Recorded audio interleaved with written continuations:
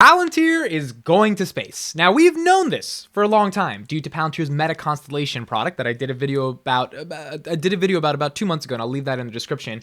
But Palantir is one of those companies that gets me excited because of all the different use cases their technology and product can have. The reason I invested in them, and I've doubled down on my conviction on my investment, and I launched the whole website talking about them, is because when I discovered the use cases of their platform, I was like, wait a second, this could be used everywhere. Like, yes, there's a risk. Maybe it's not. Maybe it's hard. Maybe they can't break into things. Maybe they're not good at sales. But if I'm willing to take a risk on my money right now in 2022 and not want to look at it until 2030, I don't see a better company to put that money into that has the level of growth potential that Palantir has. And space is just like, I was always fascinated by space. I always watched The Cosmos and Neil deGrasse Tyson's seductive voice narrating the whole thing. It's always been something that really blew my brain. And I think if you ever watch The Cosmos and you realize the Earth is just this one little dot in front of this whole galaxy, and there's trillions of other galaxies with a bunch of other planets in those galaxies, and there's probably life out there, like, it kind of blows your mind. So when a company is able to go to space, it's inspiring. When they're able to do stuff in space, it's inspiring. I think this is the reason we like SpaceX. And it is incredibly valuable because space is domain that most companies don't get to, right? It's territory that a lot of companies have a hard time understanding because it's outer space. You're not dealing with the same types of things you're dealing with on Earth. Palantir has created a product that is able to go to space, and today we are going to look at Shyam Sankar, COO, tell us a little bit about this product. So he was on Bloomberg with Emily Chang. Let's see his thoughts and hear his perspectives on some satellites that just got launched into space. Exactly is this satellite doing right now? Well, thank you for having me back, Emily. So, we are so excited to have our Edge AI technology in the satellite bus of a Satellogic NewSat satellite. And what this allows us to do is quickly move AI models right next to the satellite's camera itself. So you think about the pictures we're taking, the video that you can get from space, these are massive files. And it takes so long to bring that data down to Earth.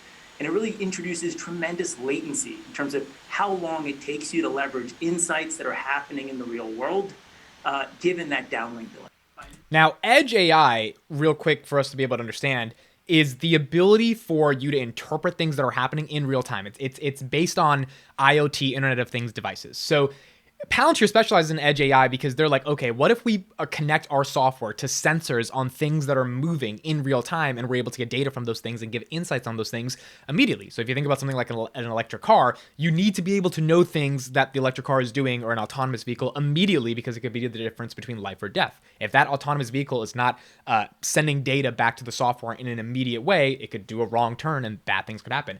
Satellites take it to another level, because satellites, in partnership with Satellogic, that Palantir made the partnership with a couple months ago, is launching satellites into space, and they're using Palantir's IoT sensors and software in order to transmit data that is happening in real time from those satellites back to Earth almost seamlessly. And because we're talking about hundreds of gigabytes of data that have to be transferred, it is a very difficult process ultimately to be able to process that data, much less make sense of it in real time.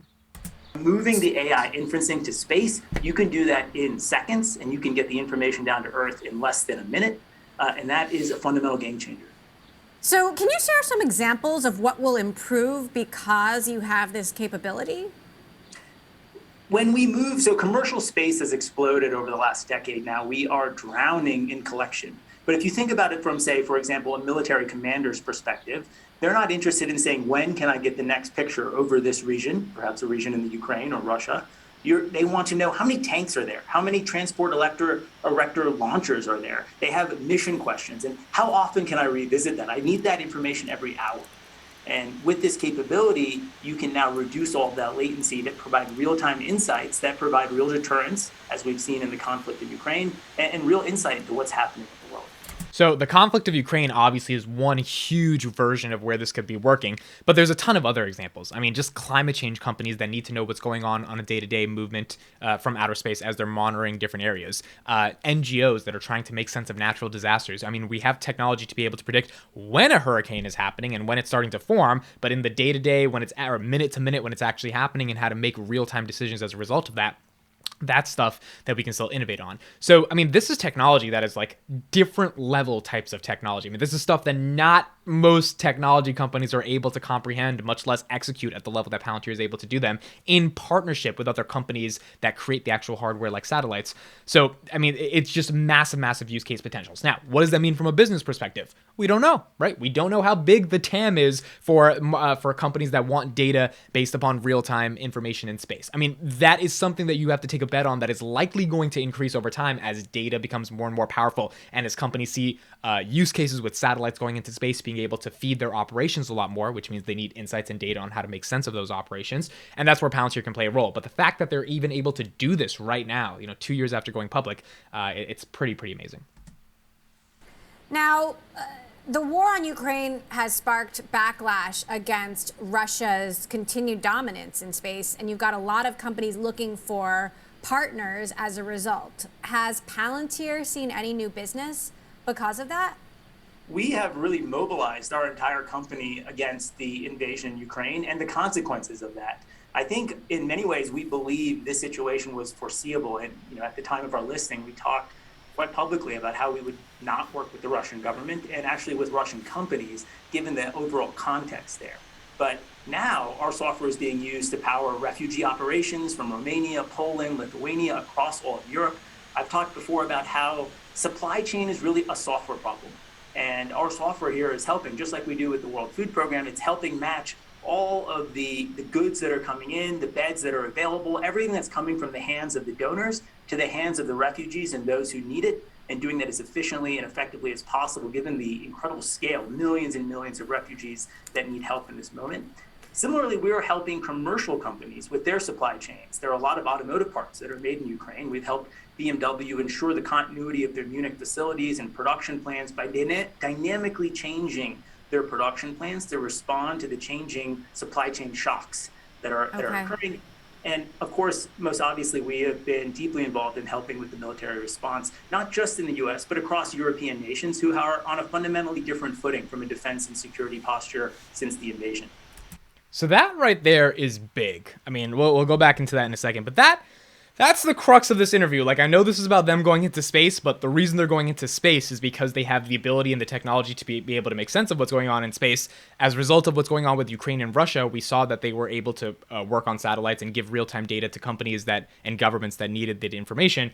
But what Sham just admitted there is that they're doing a lot because of Russia and Ukraine. He's talking about, first of all, the Ukrainian refugee crisis. Palantir is helping Lithuania, Poland, the UK. He mentioned all those countries, and we talked about these countries that we found kind of links of a while back in mid-February. Ether Square was the Twitter account that was able to find these links. So it proves that those links do have a correlation with what Palantir is working on, which is awesome stuff. And second of all, they're talking about the companies that are affected by that, primarily companies and their supply chains, like automotive companies that are affected by that. All of these things highlight why Palantir is actually able to do stuff that other companies are not able to do in times of crisis and when things go bad. And things go bad more often than not. What this serves is as a precedent that when things go bad, Palantir can help, but also we shouldn't let things go bad, right? No one wants things to go bad. So in order to prepare for things, if they were to go bad, you should have Palantir software in your company, your organization, your governmental agency to prepare for the worst things that may happen. But that admission right there was absolutely huge by Sham Sankar saying, look, this entire crisis has mobilized our company to help companies that have been affected by this, refugees that have been affected by this, and governments that need more security when bad things like this are happening. And I think what this Russia-Ukraine crisis, as horrible as it is, it showed why Palantir ultimately is so valuable to help these companies. Number two, the thing he said at the end about companies having a competitive edge with data, that's kind of the key thesis around Palantir. It's like, well, there are companies that don't have a competitive edge with data, and those companies are hurting right now because their supply chains are messed up, logistics are messed up, they don't have revenue, customer management, like they don't know what they're doing. Whereas companies that have Foundry and that are able to look at insights through all their data through the ontology layer and able to make sense of everything that's going down, boom, you've got something big here.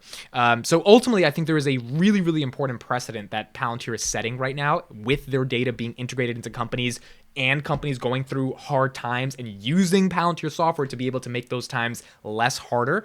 ultimately is why the reason I think that Palantir is going to win long term. So awesome interview by Palantir Shyam Sankar. Palantir is going into space. Palantir has admitted to actually helping the refugee crisis that's going on in Ukraine. And now we are going to see in this next earnings call if what happened in Russia-Ukraine translated to a lot of business opportunities for Palantir going forward in the future. So let me know your guys' thoughts in the comments. Thank you guys for watching, and I'll see you in the next one.